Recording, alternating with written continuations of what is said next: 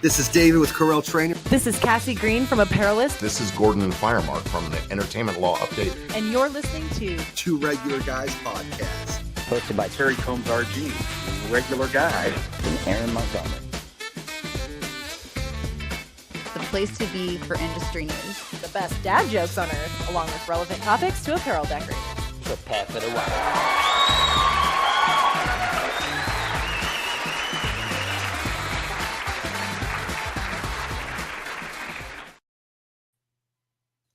All right. Well, welcome into the show. It is Friday, October 27th, 2023. I'm Terry Combs, and you can find me at terrycombs.com. And I'm Aaron Montgomery, and you can find me over at oursuccessgroup.com. And my mission is to inspire people to fall in love with their businesses. And, that's kind of a little bit what we do here on Two Regular Guys, too. So What we do. Yeah. And I was just listening into that intro there, and Cassie is so right. It is the best dad jokes on the planet, right? In fact, we're going to double up today. They're so good. We're going to bring you two today. That's awesome. Speaking of what we're bringing you today, we're really excited to have Jed Seifert back from Steaks Manufacturing.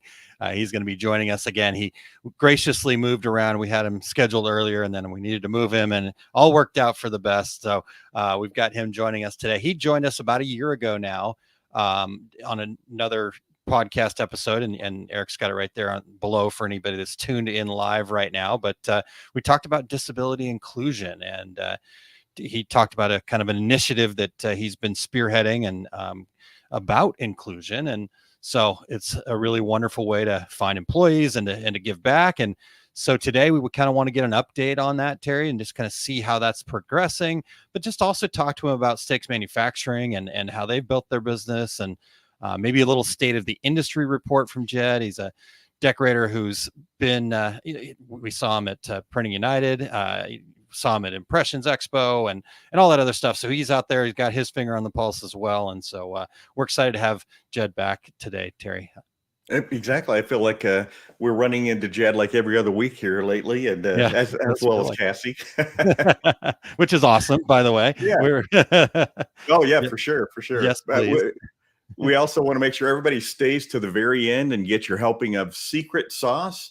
This week, Eric will be sharing the sauce from a bunker somewhere in New Mexico. So today it's all about what we can do with dead stock, both of the decorated and undecorated variety. So stay tuned for some tips to bring new life to your dead samples. Yes, that's awesome. I'm looking forward to the secret sauce as well. So going to be a great show today. And speaking of great shows, Cassie always makes it a great show by kicking us off with the news. And so we appreciate her and all of the work that she does to continue to make sure the industry stays abreast of everything going on over there at Apparelist. And in fact, I think she's even got some cool stuff to share about Apparelist. So without further ado, are you ready, Terry? Should we bring Cassie in here? Let's bring Cassie in. I'd love to hear the news.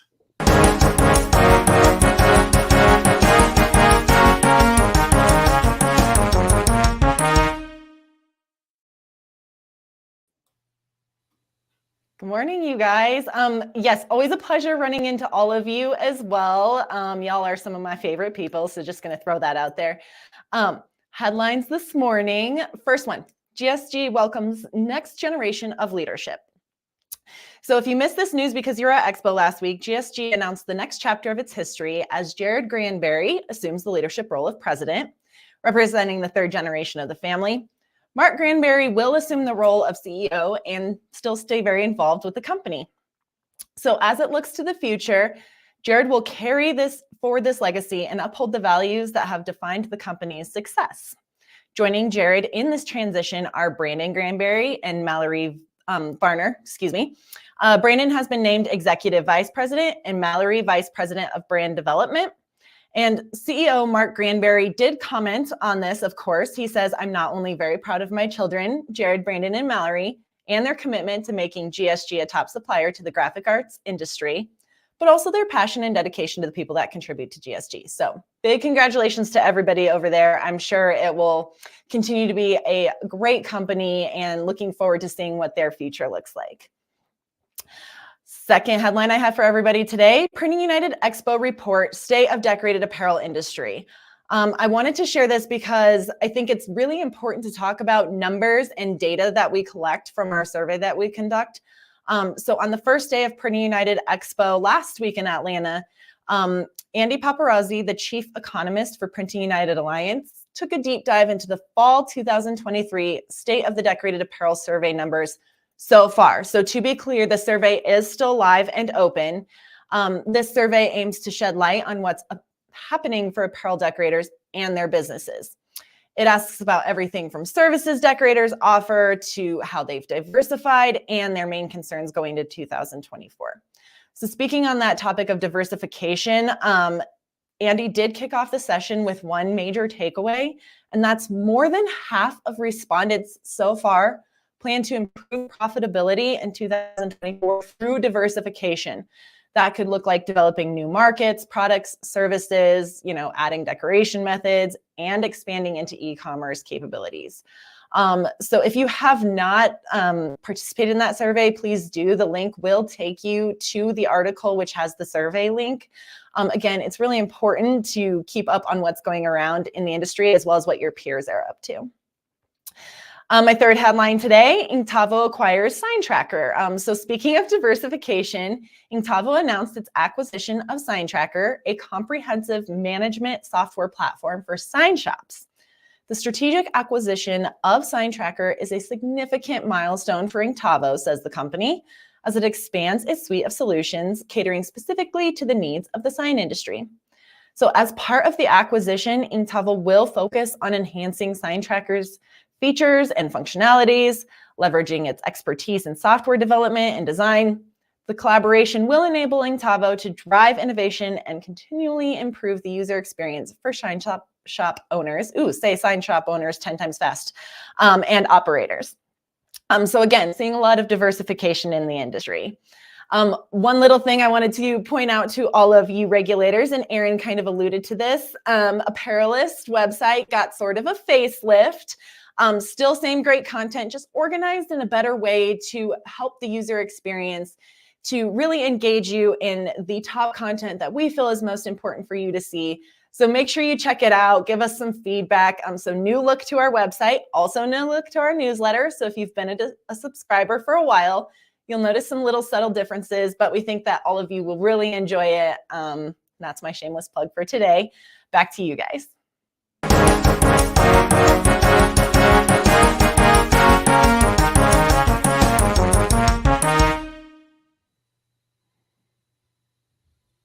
Aaron, Ink Tavo came from Inksoft and Printavo. Now they have SignTracker. So are they going to continue to combine Ink Tavo Tracker? Ink Tavo Tracker. There you go. You've just solved it for them, Terry. You can send them your consulting bill right away. Or it's just part of Sign, Sync Tavo. Ooh, I think that doesn't sound, that's not it. No. All right. Well, now you have to go back to the drawing board, Terry. So awesome. Well, really good stuff. And thank you so much, Cassie. And I love all of the news there as far as the sharing that she did. But really, the state of decorated apparel industry also really stood out, right? I love what she said, right? It's so important for us to not just kind of consume, but also participate and engage. And you can do that by going and filling out that survey. I'm glad that it's still open. All right. Well, Terry, we've got some people already checking in this morning here early on. We had Kingsbury Crafts and good morning to everyone. And then we've got Chuck, good morning, checking in as well. And Mr. David Gross from Conde Systems checking in as well. So he says, hey, guys. So appreciate everybody tuning in. Let us know how everything is going for you, and make sure that you get in and engage with us. What questions you're going to have for Jed and for us and all that kind of fun stuff. So really looking forward to engaging with all of you guys regulators and doing that today, Terry. So absolutely. All right, what's next here? Where do you want to? Well, we do you want to do my dad joke, and then we'll let's do that. I mean, we can't claim to have the best dad jokes on the planet and not get to them right away. And be topical. I have a Halloween dad joke. So. Yeah. Okay. All right. Well, let's do it, Eric. Whenever you're ready.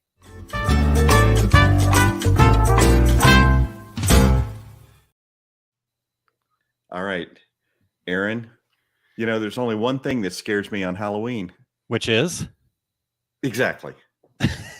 For our podcast listeners, Eric has which is equals witches up on the screen. I'm proud of that one. The funny part was I'd read that earlier on in the week in the outline, and I'm like, okay, I don't really get it. And then you sent me a reminder and said, hey, you're part of this today, right? You know that. And I looked at, now I get it. I get it. All right. Well, we have another dad joke coming up here in just a minute from Jed. But before we dive in, we want to thank everybody for checking out the Two Regular Guys podcast. We need your voices still. We want to do some more intros. So we would love to have all the regulators to participate in the show intros. Go to decorators.inc./intro and just read a few sentences, and you can be a part of the show. So don't be left out. We are also looking for new guests all the time. So if you or anyone you know would like to join us, go to calendly.com/2 regular guys to book a future episode, or email info@tworegularguys.com. And if you're listening to the podcast version of the show and didn't get the joke, go and check it out on Facebook. We would appreciate you sharing the Two Regular Guys podcast with all of your industry friends so they can become regulators too. Please give us a review on Apple Podcasts, Spotify, iHeartRadio, Amazon Podcast, YouTube Podcast, wherever you do your podcast listening, we are there. And if you're watching us live right now, please join in with your comments and questions of a very topical subject today, basically employees. So join in, and we would love to have your comments and questions. Yeah, definitely looking forward to engaging with everybody and talking to Jed here in just a moment. So in fact, I think we're ready here. We ready to bring Jed in here, Terry? Let's. Mainly because I can't wait to hear his dad joke. Okay. All right. We don't need to hit the little video again, but let's bring Jed in, and we've set him up for success, hopefully here. Jed, welcome in. So we're just going to dive right into this. You told us you had a dad joke, so you're up. Go for it. I got to tell you, Terry, you really knocked it out of the park with the Halloween themed joke. I haven't heard that one either. I consider myself a dad joke connoisseur. Exactly. And I brought you guys a dad joke last time I was on the show because I love it, as a father of three. So today I decided, you know what, while there are dad jokes, my kids love them. So I went to my two boys. I've got a 6-year-old and 9-year-old boy. And I asked them, which of the dad jokes should I be telling on the show today? And they gave me this one. So here we go. Yes. Knock, knock. Who's there? Interrupting cow. Interrupting cow. That's a good one. Man, I love that. And just, going to the kids is the way to go. I'll be honest with you. The ones that I've brought mainly come from my 12-year-old. So that's so good. All right, Jed. Well, welcome in again. Thank you for participating in making us the best dad jokes on the planet. Thanks for having me. Long time no see. I feel like it was a whole, week. Yes, exactly. Something like that, right? Yeah. Yeah. So you're probably going, man, do I have to hang out with these guys again? But no, we're gonna have fun. All right. So I want to dive into this first because I mentioned it earlier. You joined us back in November of 2022 here, and you kind of been working on this initiative, inclusion initiative, kind of seeing if it would take hold of this industry. And I remember you specifically saying, hey, we think we can build something here in this industry, and then maybe that can become a model that could go outside of the industry as well too. So I know many of the people might have met you back then, but for any of your listeners, just tell us a little bit about you and your passion for this subject. And we got a whole bunch of different subjects to cover, but let's start there. Sure. It'll be redundant for the people who already heard, but my name's Jed Seifert. I'm one of the co-founders of Steaks Manufacturing. We are one of the largest print-on-demand providers in the country. We're a B2B print-on-demand provider, so we work with large enterprise companies as well as aggregators to provide direct-to-consumer e-commerce fulfillment, as well as quick-turn, low-minimum wholesale. We are an incredibly diverse organization. We're very proud of it. My brother has Fragile X, which is the leading known genetic cause of autism. Him getting a job at the Securities Exchange Commission for the federal government changed his life 24 years ago.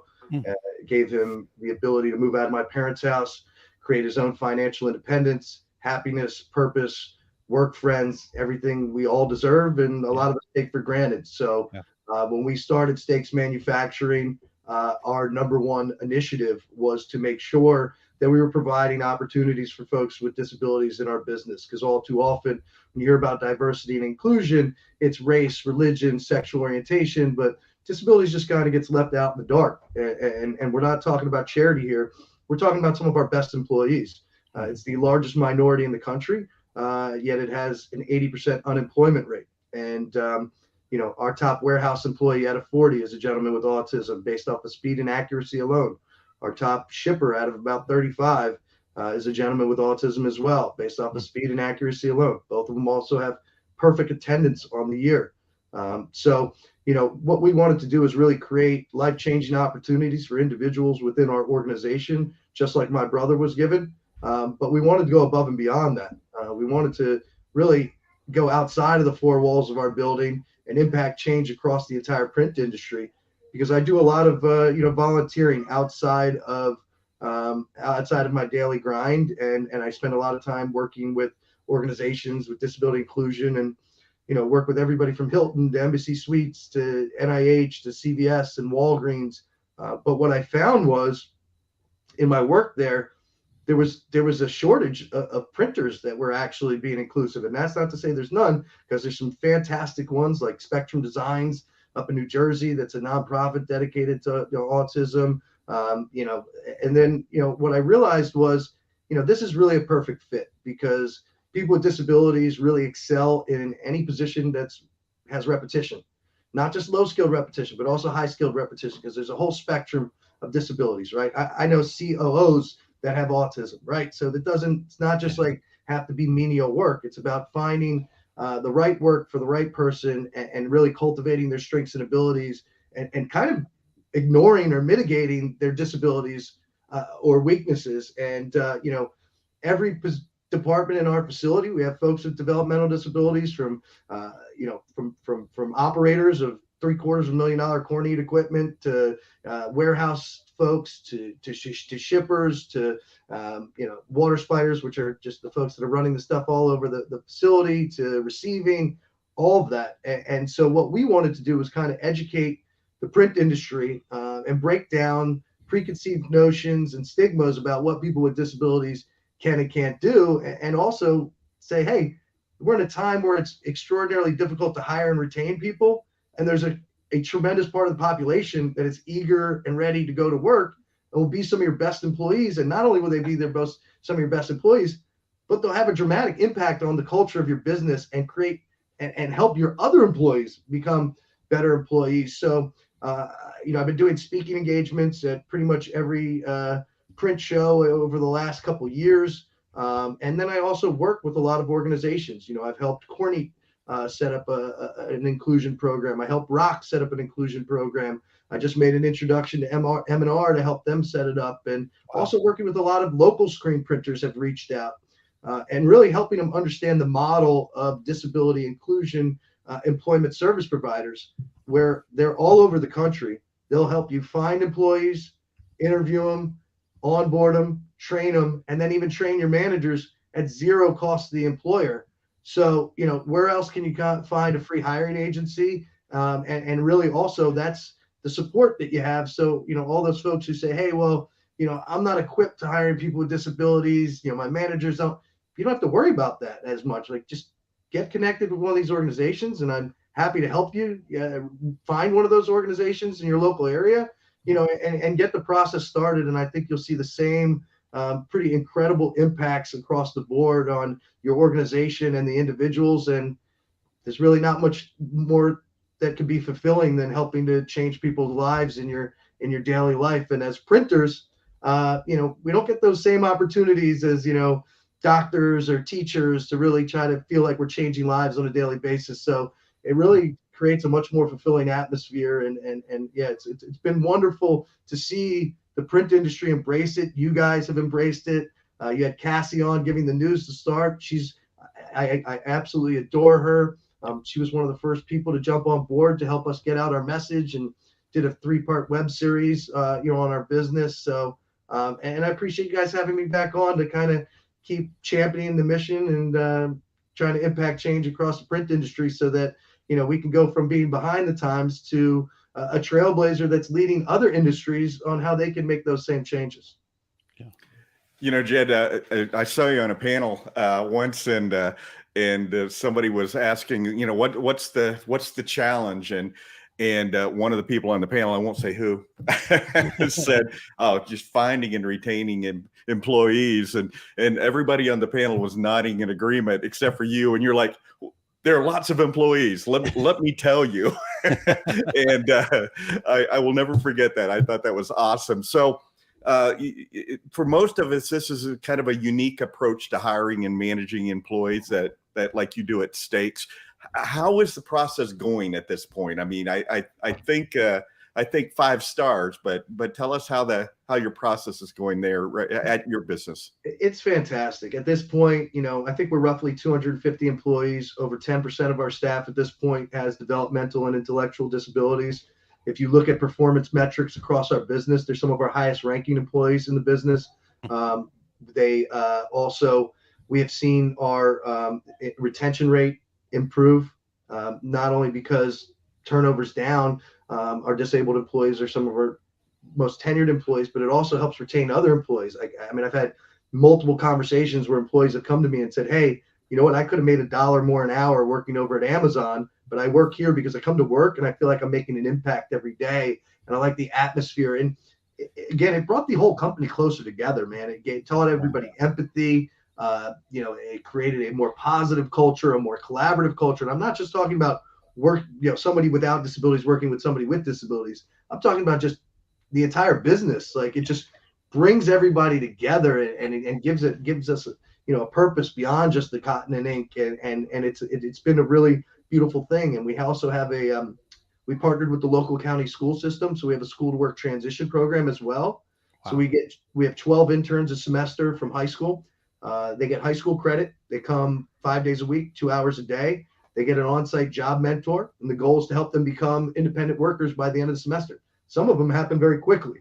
And then as they transition out of high school, if it's a good fit for them and a good fit for us, then they get opportunity for full-time employment at our organization. And the gentleman who I mentioned, who's our top warehouse employee every single month this year by the metrics with a perfect attendance, is a graduate from that program. So, wow. We've continued to expand upon what we're doing. We're working with more local disability employment service providers in our area, because no different than any other hiring agency, we want multiple so that we can, find different spots and get different talent and bring it in. I mean, for us, we just want to hire the best people. And if you're not hiring people with disabilities, then you're not hiring the best people, because you've left out a huge portion of the population that can have an impact on your business. And, we also, another service that's provided by, your state vocational rehabilitation offices, which is a great source to find these local providers. It's also a great source. A lot of them even provide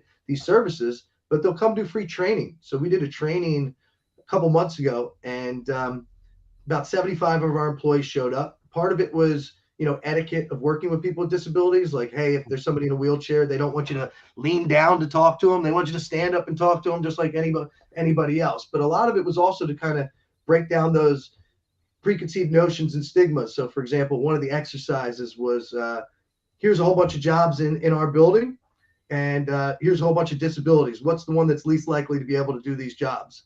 And unanimously, everybody was a blind forklift driver. And the guy from the vocational rehabilitation office was like, "Well, let me tell you, I got a guy who's legally blind because he can only see, has 10% of his vision, no peripheral." And what they were able to do was attach, kind of like your rear view mirror on your car, mirrors around the forklift to give him a full 360 view of everything, even from just looking at this. And he got certified. And it's not, that's so my company's people's minds were just blown, like, oh my God, anything is possible. Yeah. But why I bring this up was the most beautiful moment of it was 2 different employees stood up and told everybody in the room that they had a disability that they had never declared, never told us, and had never admitted to anybody ever professionally out of fear of being judged or not getting a job. So This is also about creating a welcoming culture of acceptance of all people for who they are, not even just disabilities. Yeah. You know, just, hey, be who you are. We're going to embrace it and set you up to be successful. So that was a really, really cool moment. Wow. Wow. I love that, this whole idea of you said the culture, right? It does take a commitment to being inclusive and making that part of your culture. But the powerful, the results, the fruits of that effort to build that culture are clearly there. I mean, the stories you just told, there was a couple of moments where, like, man, I'm actually feeling a little emotional right now. So that means that it really is hitting a chord for me. And I love that. So thank you for sharing all that. And thanks for everything that you're doing there. And so I want to, you talked about already where you've worked with The Rock, and then you talked to M&R and Cornette.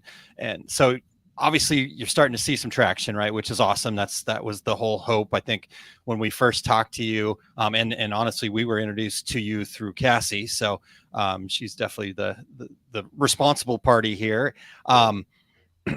You had these big grand visions of it. And I think that's what I fell in love with so much, is that it's awesome trying to do this, but how can we continue to make that even bigger? So what are you seeing outside of what you mentioned there? Is there any other noticeable developments?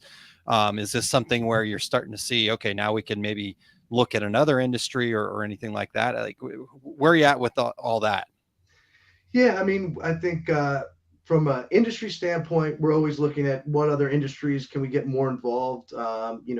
We work in the promotional product industry, so we've made some introductions to Halo and a couple other organizations. Nice. Interested in potential disability inclusion. Also even bigger than that, outside of even industry specific, we are on Capitol Hill lobbying for legislative change, because there's a lot of archaic laws currently that hinder folks with disabilities from even working to their full potential. There's laws that basically say, hey, if you're getting federal aid for medical and different things that you need, if you make more than X amount of dollars, you lose that. But making more than X amount of that dollars threshold is not a livable wage. Yeah, you're telling people you're going to steal their benefits. So you have a huge part of the disabled population that's only even able to work part-time, because if they work full-time, they're going to lose their benefits. Wow. There's also archaic policies that say, hey, if this person has benefits and then they get married to this person, they go from each having two people's benefits to only 1.5 benefits, which doesn't make any sense, right? So there's also policies that say, this one is one of the biggest kickers. If an individual with disabilities has more than $2,000 in their checking account, $2,000, then they will lose their federal benefits. And when that $2,000 was set before, like, I think it was back when I was born over 40 years ago. So it's taken no account of inflation or anything. So you got folks that are already dealing with disabilities and challenges, and they want to be a part of, the American dream themselves and grab themselves from the bootstraps. They want to, get jobs, gain financial independence. And there's all these policies and legislations that are working against them. So we're working with some really wonderful organizations. I work with the CEO Commission, the National Down Syndrome Society, National Fragile X Foundation, and there's tons more. Those are just a few that I'm most intimate with. And we're really, we're talking to senators and congressmen regularly. There's actually a bill that's coming up onto the Hill currently that's to address one of these issues. So we're kind of dealing with this in all aspects. We're dealing it from a policy standpoint. We're dealing it from an education to the corporation standpoint. But we also got to educate the families of the folks with disabilities, because a lot of them don't know these services are out there, and a lot of them maybe even putting their child or sibling into a box of what they can and can't do, and not letting them realize their full potential. So it's an across the board effort to kind of make a true change, to create an inclusive workforce. And I'm really proud, because when my brother was looking for a job, services weren't like this weren't out there. I mean, they were few and far between, and you didn't have as many people making as much noise to impact change.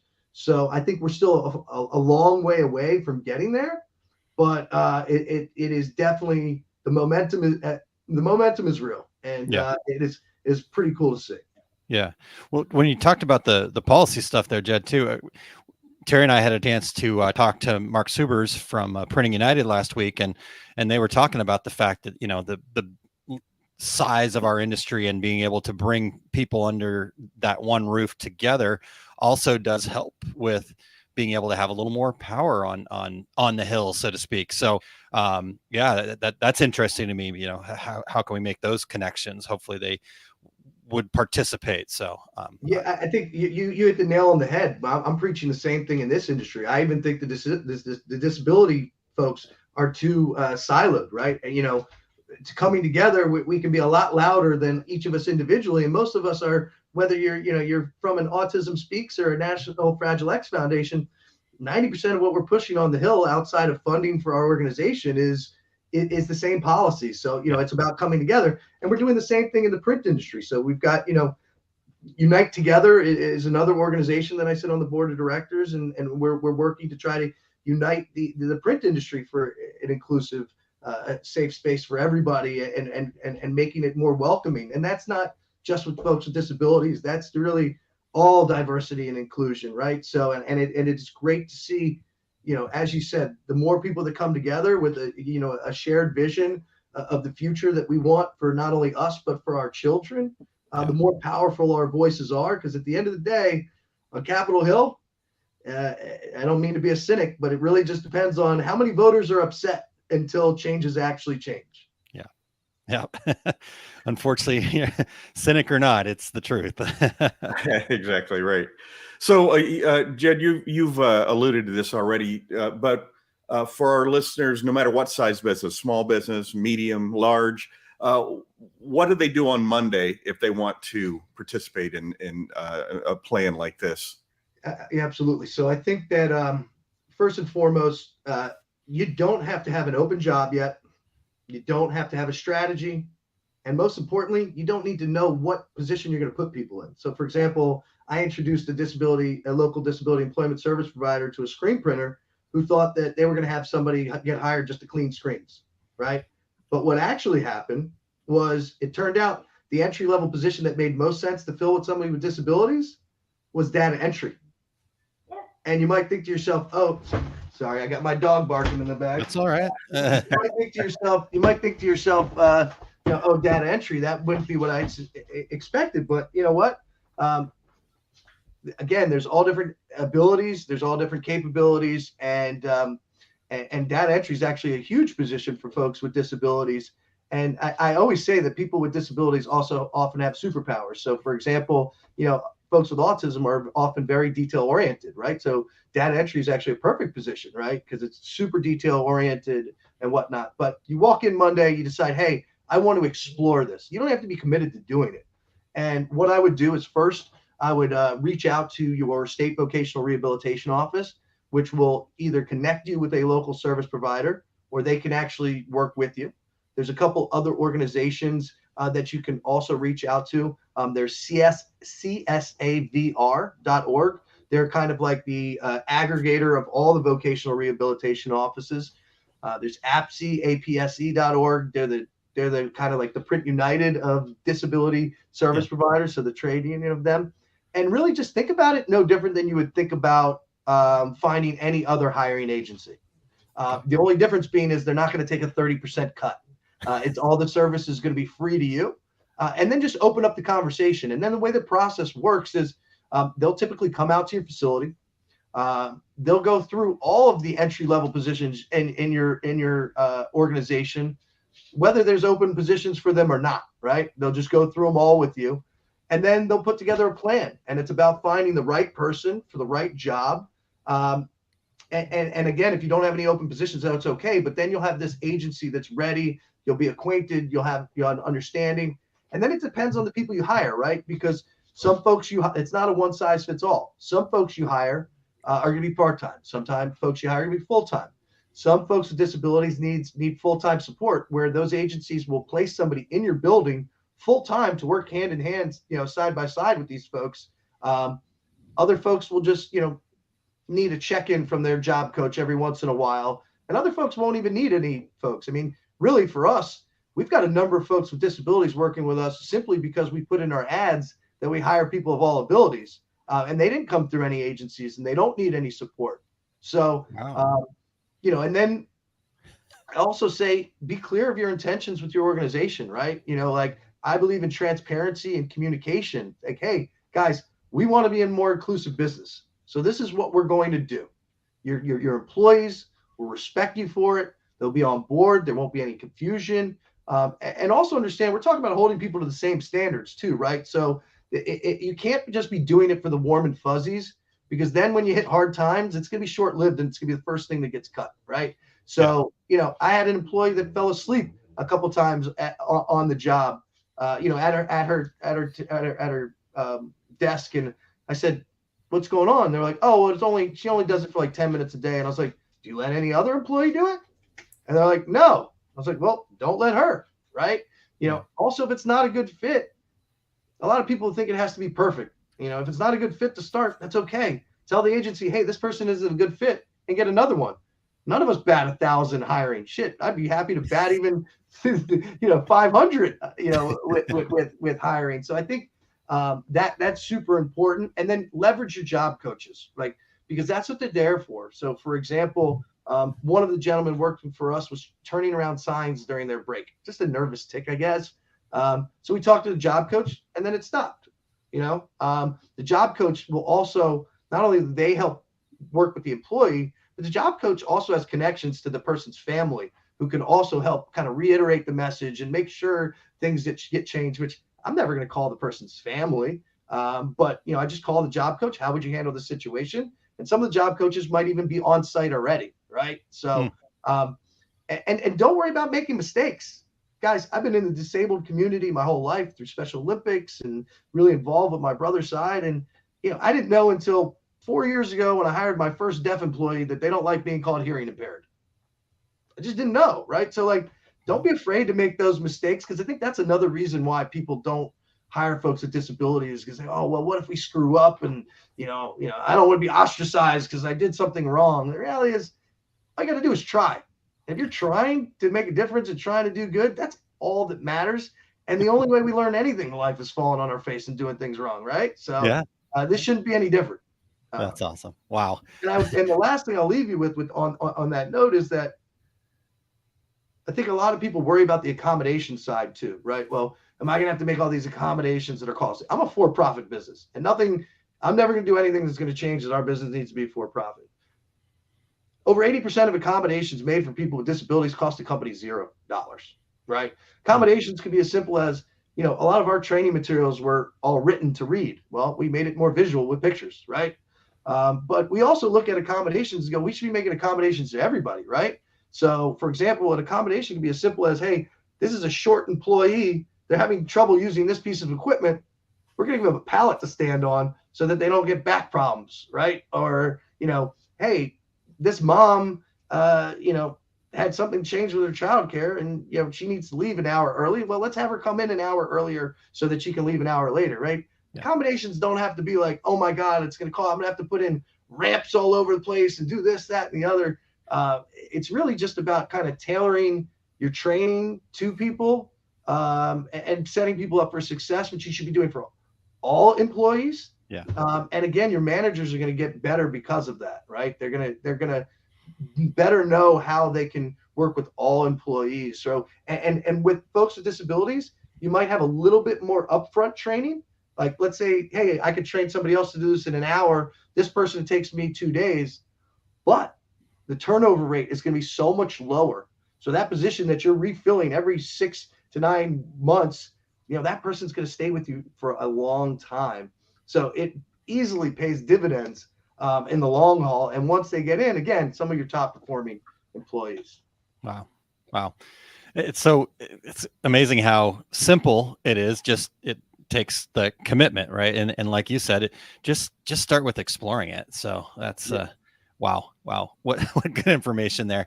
Well, okay. So from an individual standpoint, right, we have a path. I think we've got a really good game plan there. But as an industry, how can we do more, right?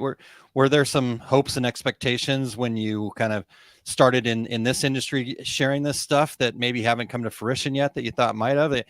You know, who do we need to call out? Who do we need to get on the phone right now and say, hey, you need to do more? No, I'm not looking for specifics like that, but in general, yeah. Guys, you're doing it right now. Like, pat yourselves on the back. I mean, this is the second time you've helped champion this mission. You guys have been nothing but supportive. I think we just need to keep talking about it and keep impacting change. And I think just, you know, people need to tell their stories more. You know, it's not just me. It's not just Spectrum Designs. You know, Ryanette's had people for 10 plus years with disabilities working. I think we just need to spotlight the success stories to kind of dismiss the stigmas and the preconceived notions. You know, I think that the Print United Alliance has been incredibly supportive since the beginning. I think that we've got some other stuff that's cooking that we're working on with them. Nice.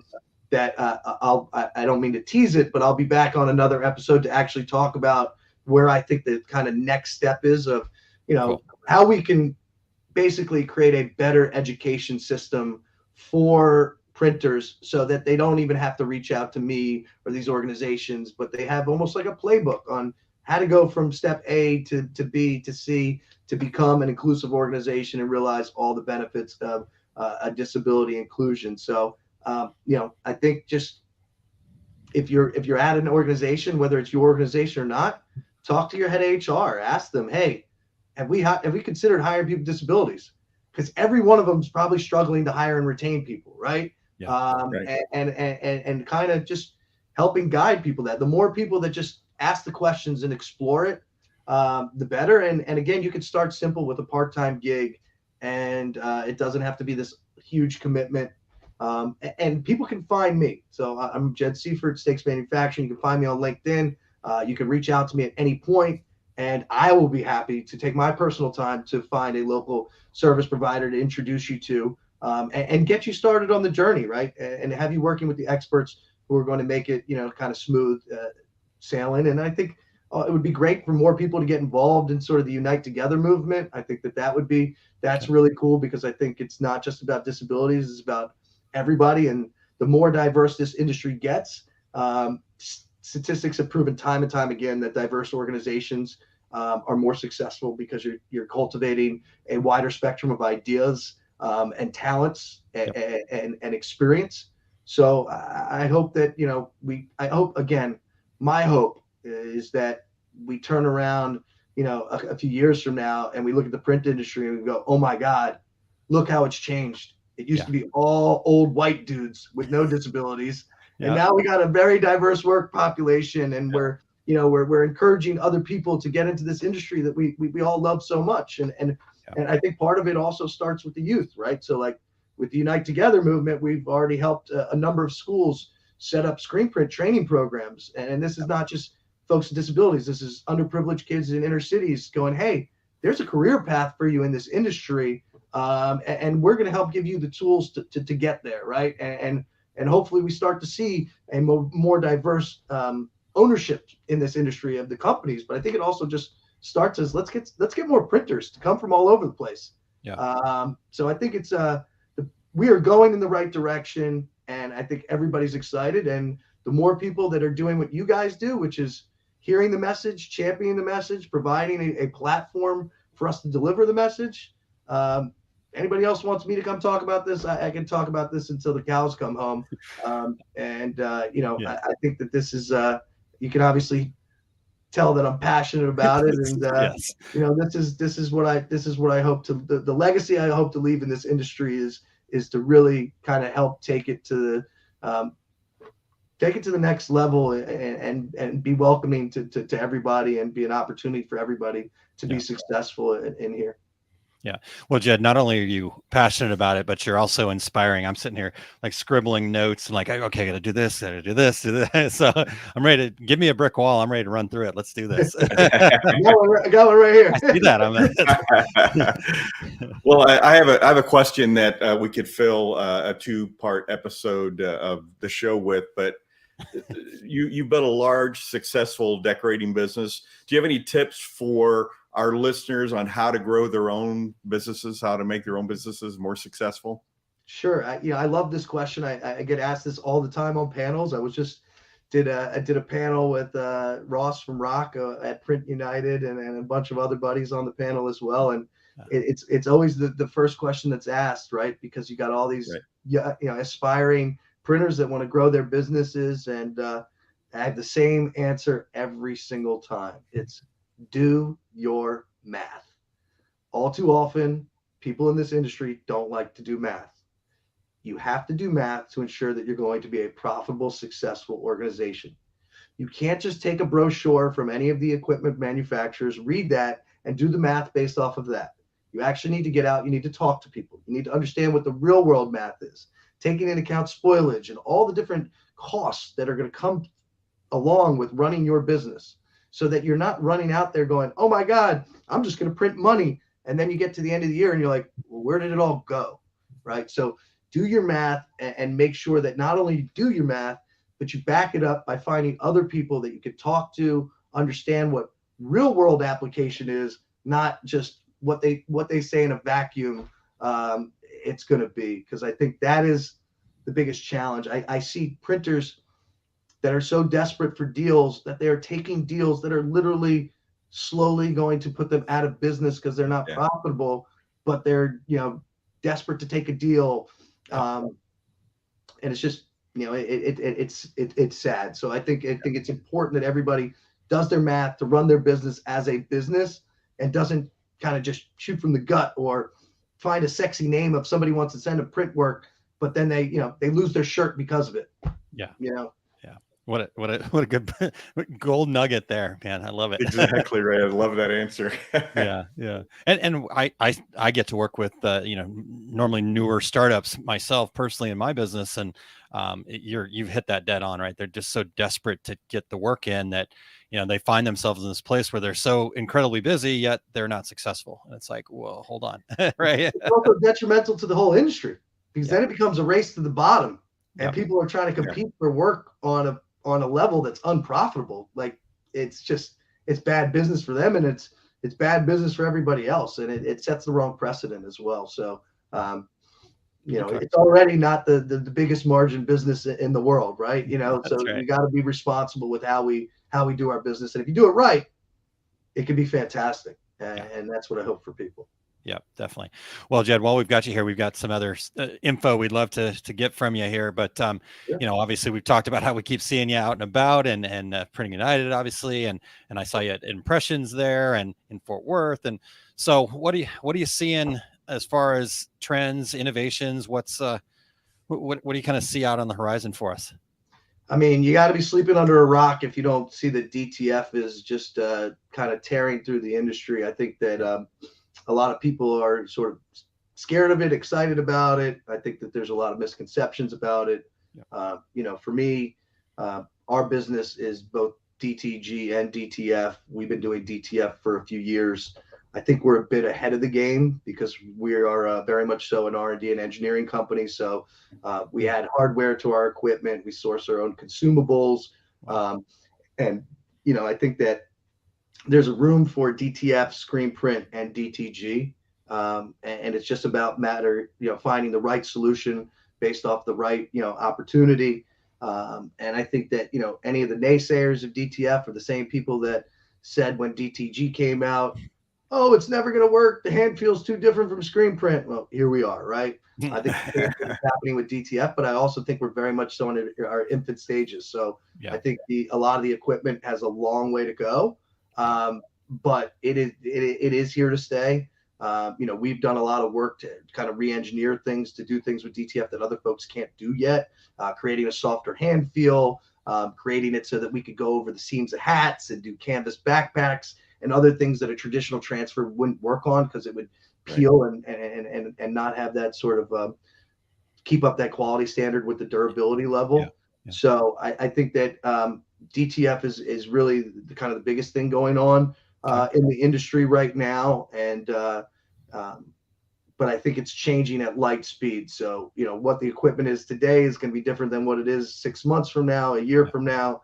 And I think it's, our job is really just to continue to try to stay ahead of the curve and be on the forefront of what's next. But again, focusing on making sure that we're using the right mousetrap for the right opportunity. And outside of that, I think it was a great Print United trade show. I really enjoyed it. It was great seeing everybody there. I think the industry is definitely going in the right direction. I see a lot more collaboration and people coming together, and that's a beautiful thing. Yeah.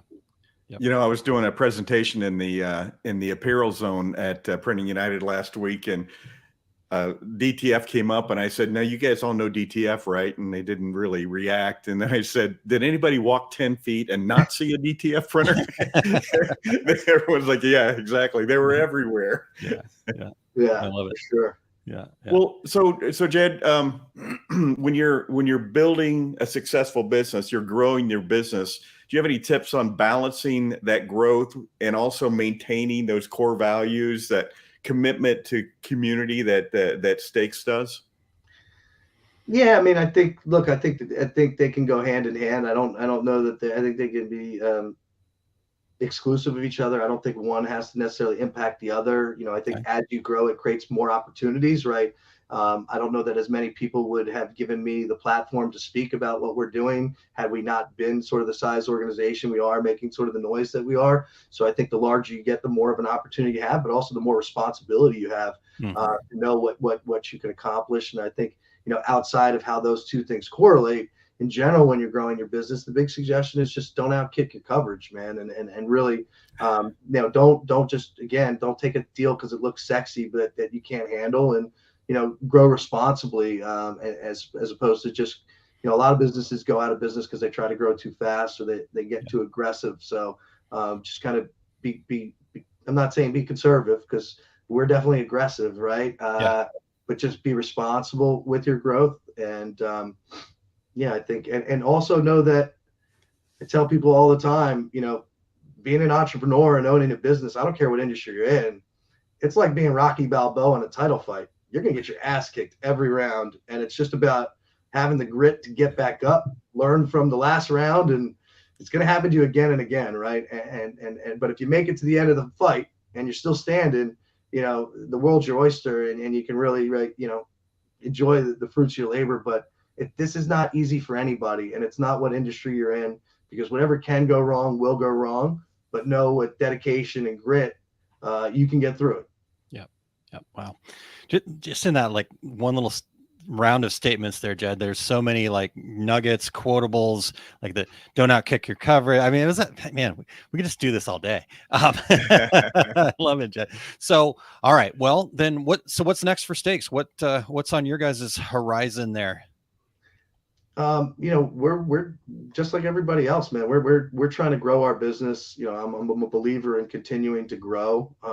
And we're trying to continue to be better at what we do. I mean, there is no complacency. I think that no matter how good of reviews you get, no matter how much your partners love you, you can always be better. And it's always about kind of pushing that envelope to be higher quality, to be faster, to be better partners, to communicate more. I mean, it's always just challenging ourselves to never be satisfied, and always try to be better at what we're doing. And also for us, it's a lot about innovation. I mentioned it a couple of times. We are very much so an R&D and engineering company. So we're not just sitting back waiting for machine manufacturers to make updates. We're looking at how we could do them ourselves. We are looking to continue to automate through automation, robots, machine learning, artificial intelligence. I think if you're not looking at those things right now, then you're just setting yourself up to be, last in the race down the road. So we're really trying to embrace all of the technology that's out there to help streamline our business and help us grow even more efficiently. And and that's pretty exciting, because if you think, I mentioned how quickly DTF technology is changing as we speak. AI and robotics and machine learning, that stuff is changing at light speed right now. And it's incredible how many aspects of your business it can really reap benefits on.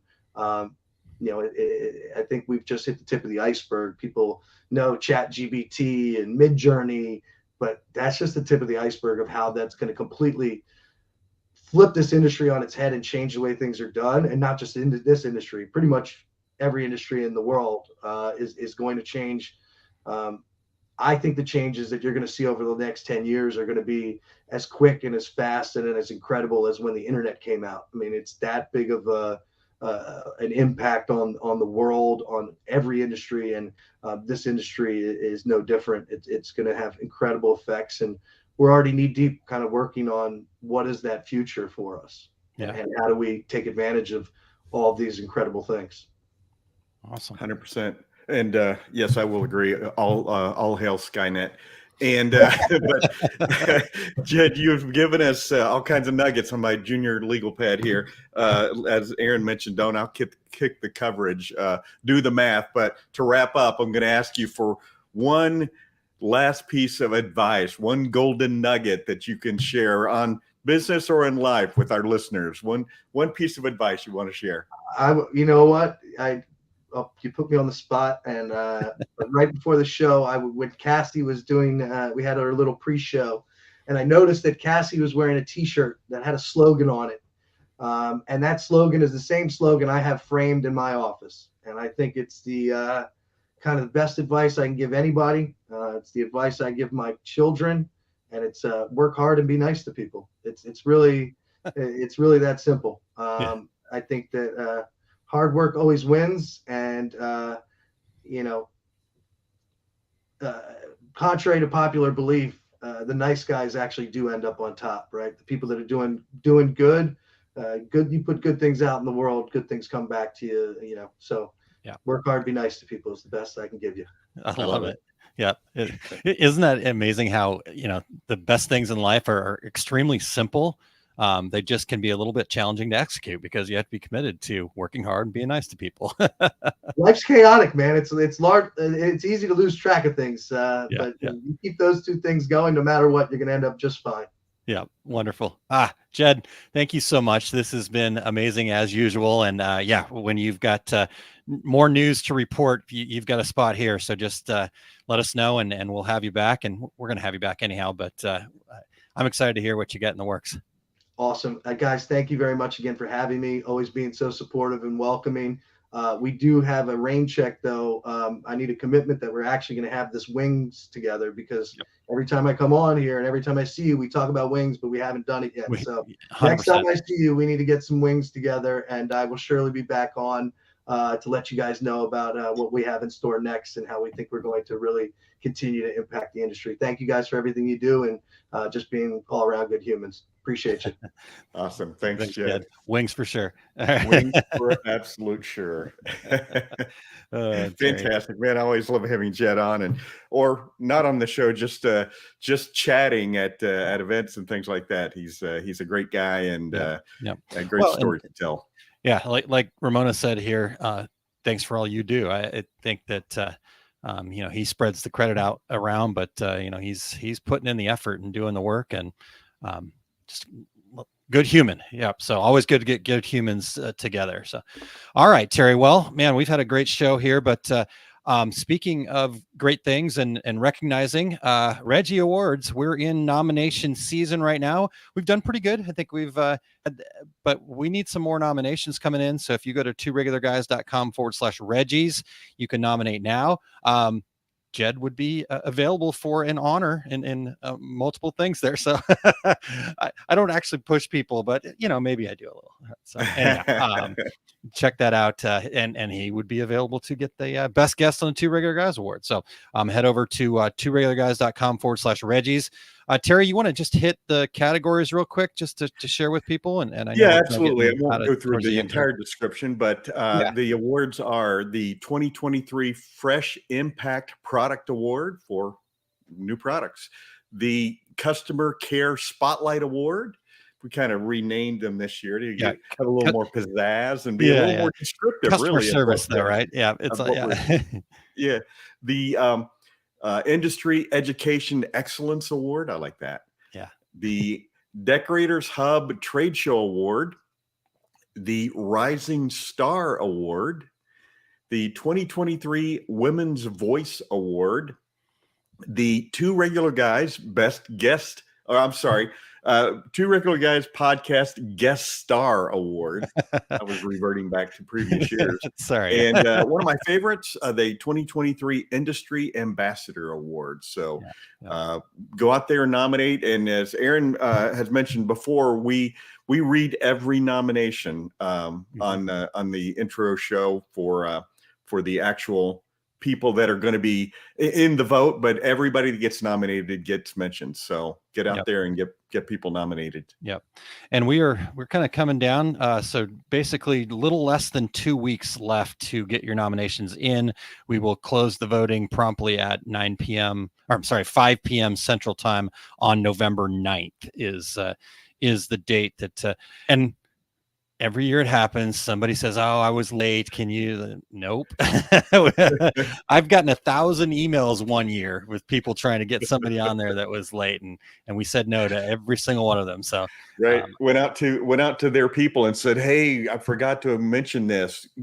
Email Aaron and let him know that we have another nomination." So don't be that person. Yeah, exactly. So get them in November 9th. And, and if here's the other part, I guess we never really told people about, but you can technically change your nominations all the way up until the 9th. So just I didn't know that. Yeah. So you just put it in the form again, and that it'll basically write over what you did the last time, as far as if you put any new information in there. So, cool. So go and do that. Let's see here. What else? And then, so on the 10th, November 10th, we will be announcing all the nominees and the people who we will be getting to be voted on. And then that will kick off the voting that'll take place until the 7th of December. So love Reggie season, Terry. It's always a blast to kind of recognize the people that are doing the work. And looking forward to meeting some new friends in the nomination process. Yep, for sure. All right. Well, what do you have coming up here on the Terry's Big Book of Travel? Yeah, my complete screen printing business course. I'll be at Workhorse Products in Phoenix, January 13th and 14th.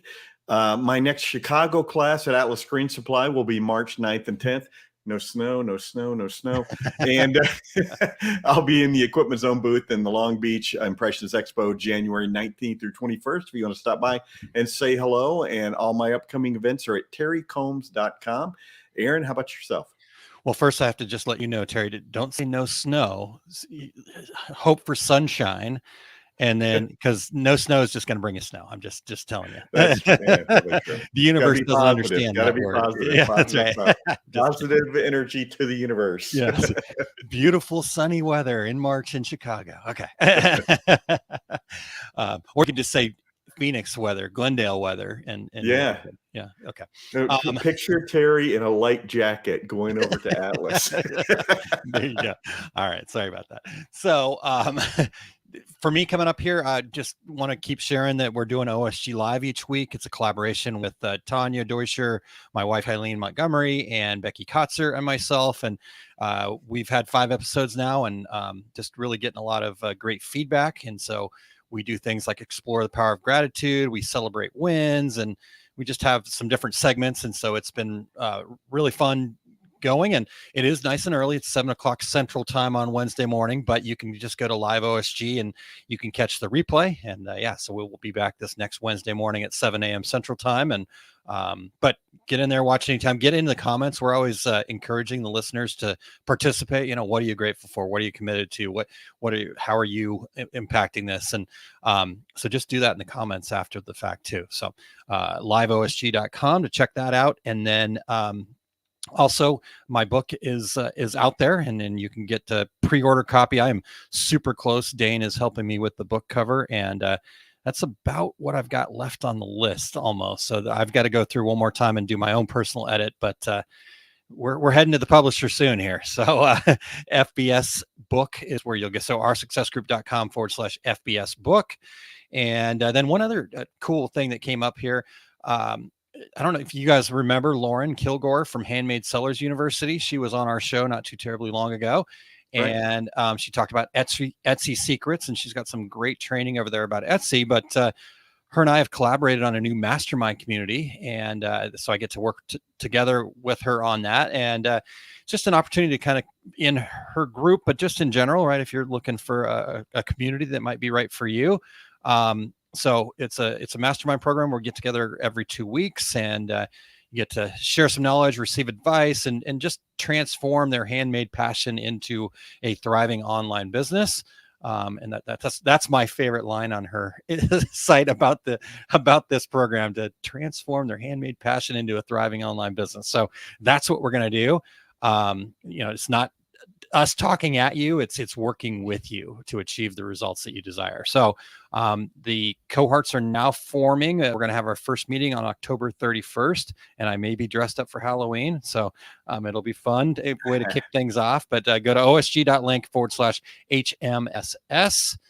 And I just on a personal note, I'm just really proud and grateful to be able to be living my passion, this masterminding and inspiring proactive small business owners. So I want to thank Lauren for entrusting me to be part of that, and Addie with the Radical Goal Getters program, another thing that we do, and then all of the Masters of Success community folks that are part of what we do at our success group. So just grateful. And if anybody wants to reach out to me and talk about how we could work together, or just need some support or a shoulder to lean on, consultaaron.com is easy way to reach me. So Awesome. Yeah. And then as far as Eric goes, what's he got coming up here before after the secret sauce? How about that? All right. He's got the take up is episode 172, office hours, gradients, and underlay. In this episode, Eric is following up on some questions and answers from his last episode with a quick tour through digitizing those sunsets we all love and keeping our top stitching clean and high coverage with underlay. So join Eric live at 2:30 p.m. Mountain Daylight Time. And let's see here. I've got words covered up. To ask questions and share, head to ericcampbell.com and click the Take Up tab at the top at the top and join in. Eric will be teaching at Impressions Expo also in Long Beach. Details coming up very soon.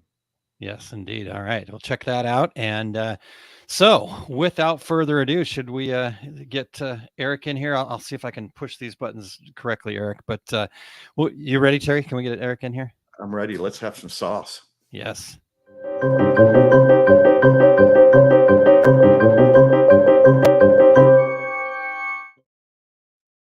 All right, folks, happy to be back in to get you on with the secret sauce. And today we have something that is near and dear to my heart and should be near and dear to everybody's heart who's doing any kind of decorating.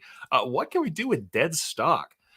Frankly, there's no kind of decorating that doesn't produce some dead stock, whether that's sampled dead stock or some stuff that just didn't sell that's blank and sitting in your inventory. And as I often tell people, I give people permission, because they sometimes feel like they need it, to have errors in dead stock, as I am the patron saint of lost embroidery jobs.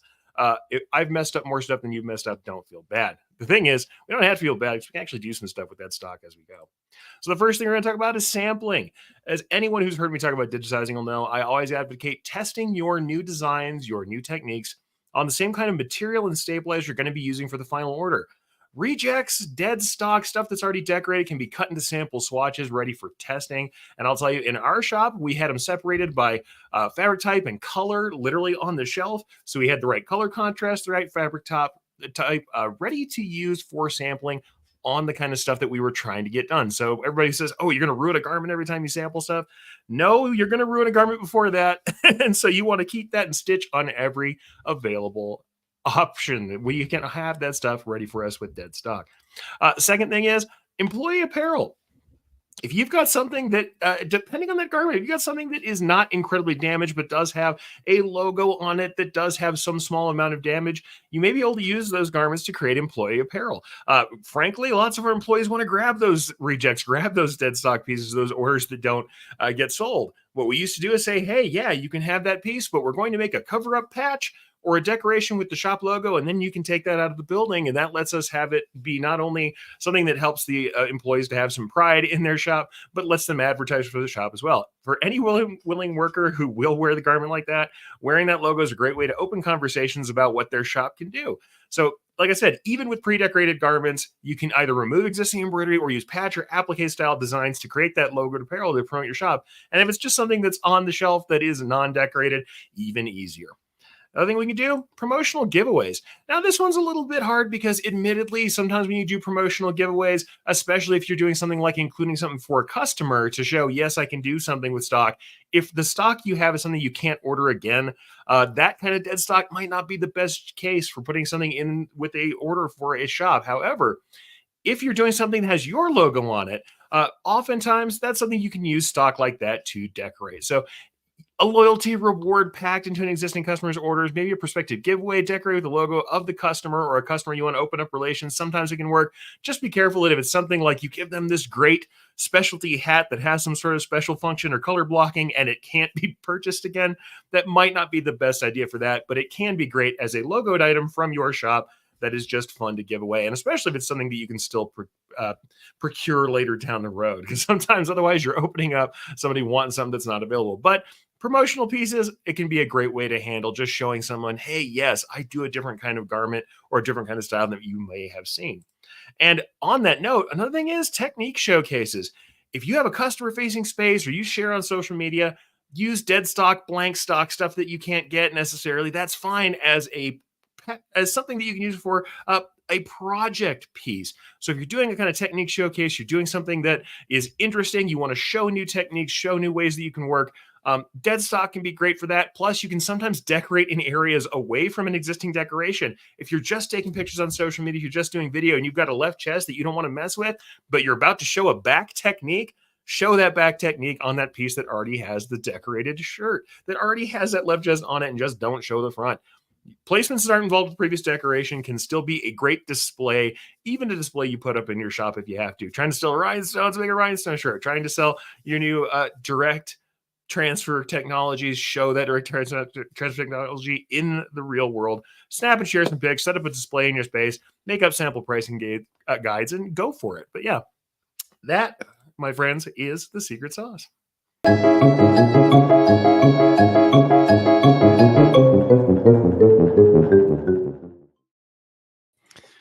Wow, that was I'm loving delicious. these secret sauce segments. Yep, That was a good one. Yeah, really good one, and super proud of. I know both you and Eric are still kind of dealing with a little bit of the coughing, and he did that entire thing without skipping a beat. So big. I had to get up and walk away at the show last week live. I just Yeah, couldn't you stop were. coughing. I'm like, hey, you're like, no, I can't. I'm like, oh, sorry, dude, I didn't even know. Oh man, I'm fighting the fight. Yeah, but what And a I good know secret sauce. Eric is And as well. Ramona had a point in there. She said to Eric, so I have a demo I'm going to do and I didn't have a sweatshirt. So guess what happened? I forgot to clear the hoop on a sweatshirt. Problem solved. Good stuff. And Sheila Ryan shared good sauce. Delicious. All right. Well, wow. Terry, what a great show today. Super excited to have had that time with Jed, and we want to thank him for being here and for all that he does, and make sure that you reach out to him and give him a thank you and ask how you might be able to participate. He mentioned Unite Together and things like that, and I know Eric put that up there on screen earlier as far as the link and stuff like that. But reach out to us too if for whatever reason you just need connections or want to know something. Good stuff there. So great show today, Terry. Thanks to Jed very much. Absolutely. And we want to thank Eric Campbell for bringing the sauce, for not hitting the mute button during the dad joke, and keeping those production wheels turning here on the podcast. As usual, coming through for us. And I'm sure he just has his finger over that mute button all the time. But he shows restraint. So we appreciate that. So Terry, next week, we've got our good friend and former employer for both of us, Scott Fresner, joining us. And I almost kind of look at Scott as a little bit like a mentor for me. And he's going to be joining us. And we're going to hop in the old time machine, not time travel, though, for those of you that are familiar with time travel. This is time machine, a little bit different, and go back to the days of the book, How to Print T-Shirts for Fun and Profit, fast films, color separation software, and even into the U.S. screen printing classes and the invention of one of the first DTG printers, the T-Jet. So gloves will be coming off. We'll be having a lot of fun, and always fun to talk to Scott. I'm really, really looking forward to that show. But until then, I'm Terry Combs. He's Aaron Montgomery. And that was the two regular guys. Here we go. We're out. Awesome. Thank you for listening to Two Regular Guys. Check out our website at tworegularguys.com. That's the number 2, regularguys.com. You can also interact with us over at our Facebook page, facebook.com/tworegularguys, or send us a tweet, twitter.com/tworegularguys. And we have a YouTube page. You can find all that from our website, tworegularguys.com. Thanks for tuning in, and we look forward to spending some time with you again next week.